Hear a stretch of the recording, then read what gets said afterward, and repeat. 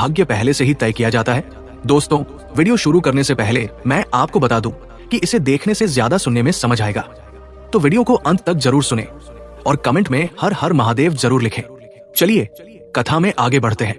तब मुस्कुराते हुए भगवान शिव बोले, हे देवी पार्वती, आपके प्रश्न का उत्तर देने से पूर्व मैं आपको एक कथा सुनाता हूँ। आप इसे ध्यान से सुने। दोस्तों, भगवान शिव ही संसार के आदि और अनंत है। शिव के बिना मृत्यु भी अधूरी है, क्योंकि प्राणी के जीवन का अंतिम सत्य है मृत्यु, और मृत्यु के देवता है स्वयं भगवान शिव।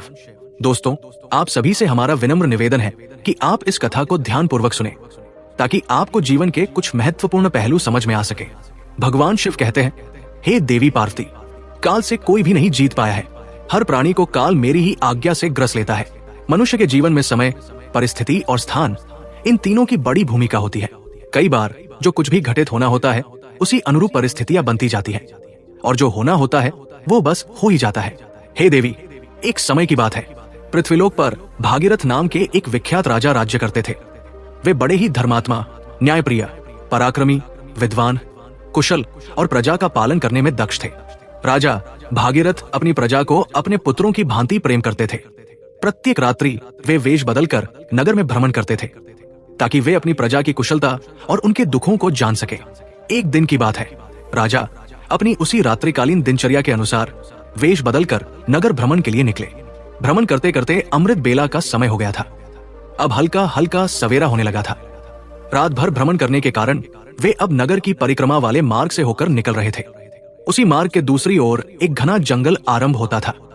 तभी उन्होंने देखा कि एक नौजवान लकड़हारा कंधे पर कुल्हाड़ी लिए जंगल में प्रवेश कर रहा है। वो एक ऊंचे वृक्ष पर चढ़कर लकड़ी काटने लगा। अचानक कहीं से एक भयानक रीछ यानी भालू दौड़ता हुआ वहां आ पहुंचा। ये देखकर राजा एक पेड़ के पीछे चुपचाप छिप गए।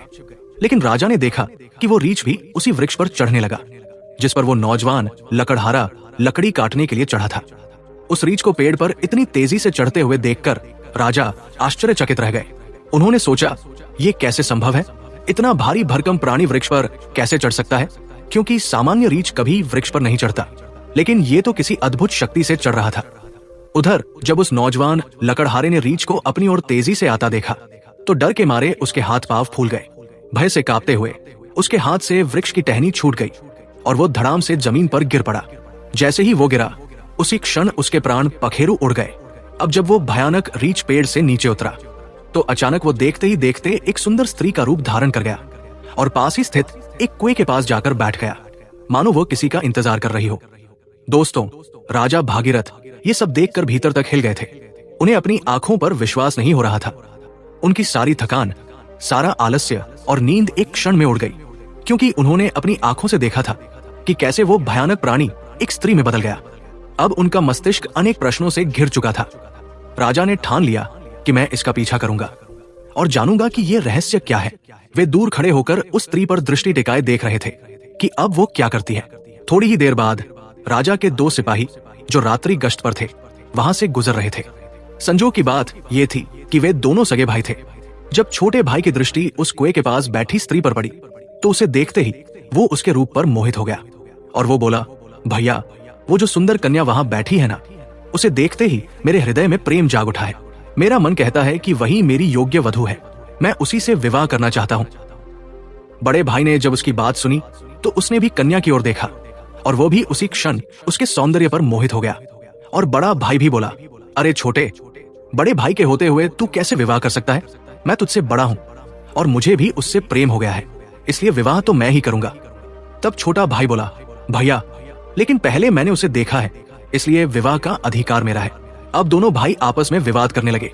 तभी बड़े भाई ने समझदारी दिखाते हुए कहा, हम व्यर्थ ही झगड़ रहे हैं, क्यों ना हम इस कन्या से ही पूछ ले कि वो हम दोनों में से किसे पसंद करती है। वो जिससे विवाह करना चाहे हम दोनों उसे स्वीकार कर लेंगे। ये निर्णय लेकर दोनों भाई उस सुंदर कन्या के पास पहुंचे। बड़े भाई ने पूछा, हे सुंदरी, आप कौन है और यहाँ क्या कर रही है? तब उनके पूछने पर वो स्त्री मधुर स्वर में बोली, मेरा नाम रूपा है, मैं पास ही के गांव में रहती हूँ। मैं अपने पति की तलाश में इस जंगल में भटक रही हूँ। फिर छोटा भाई बोला, क्या हुआ? हमें बताओ, तुम्हारा पति कहाँ है? हम दोनों मिलकर उसकी खोज में तुम्हारी मदद करेंगे। तब रूपा ने हल्की सी मुस्कान के साथ शर्माते हुए कहा, अरे नहीं, अभी तो मैं कुंवारी हूं। मैं एक योग्य वर की तलाश में निकली हूं। और इस संसार में मेरा कोई नहीं, एक माँ थी, वो भी कुछ दिनों पहले चल बसी। इस पर छोटा भाई उत्साहित होकर बोला, वाह कितना सुंदर संयोग है, हम दोनों भाई भी अविवाहित हैं। यदि तुम चाहो तो हम दोनों में से किसी एक से विवाह कर सकती हो। तब मुस्कुराते हुए उस लड़की ने कहा, मुझे तो आप दोनों ही पसंद हैं, आप ही तय कर लो कि मैं किसके साथ विवाह करूं। तब बड़े भाई ने कहा, हम दोनों भी इसी उलझन के साथ तुम्हारे पास आए हैं, अब क्या करें। तब लड़की बोली, तो ठीक है, इसका निर्णय मैं ही कर देती हूं। मैं तुम दोनों में से एक से विवाह करूंगी, लेकिन मेरी एक शर्त है। दोनों भाई एक साथ बोले, बोलो हमें क्या करना है। तब वो कुंवारी लड़की बोली, तुम दोनों में से जो भी अधिक बहादुर और शक्तिशाली होगा, मैं उसी से विवाह करूंगी। दोस्तों, इतना सुनते ही दोनों भाई स्वयं को एक दूसरे से श्रेष्ठ और बलवान सिद्ध करने की इच्छा से आपस में युद्ध करने लगे।